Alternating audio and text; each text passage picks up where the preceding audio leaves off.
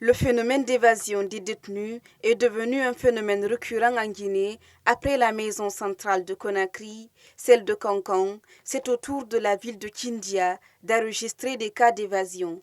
Vendredi dernier, sur 10 prisonniers qui tentaient de s'évader, 7 ont réussi, 2 ont été interpellés et 1 aurait été tué sur place. Le vice-président de l'organisation guinéenne de défense des droits de l'homme dénonce cette situation. Écoutez, je crois qu'il ne faut pas forcément lier l'évasion aux conditions carcérales.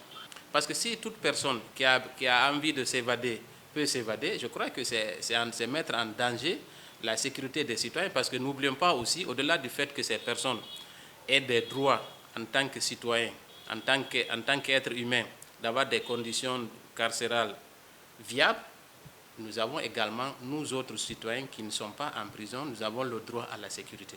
Donc, il est important que des conditions soient réunies pour que nos maisons d'arrêt soient sécurisées. Pour remédier à cette tendance du moment, Maître Alpha Amadou DSBA fait des propositions au gouvernement. Il faut construire des maisons d'arrêt.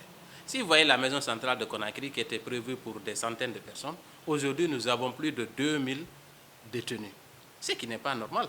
Il faut construire des maisons d'arrêt.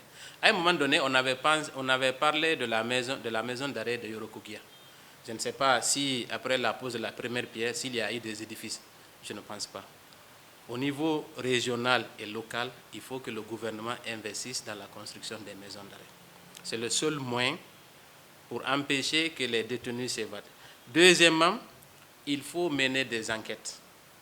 S'il n'y a pas d'enquête, les évasions vont se poursuivre. Depuis l'évasion de ces 7 détenus, la population de la ville des Agrumes se trouve actuellement dans une panique totale.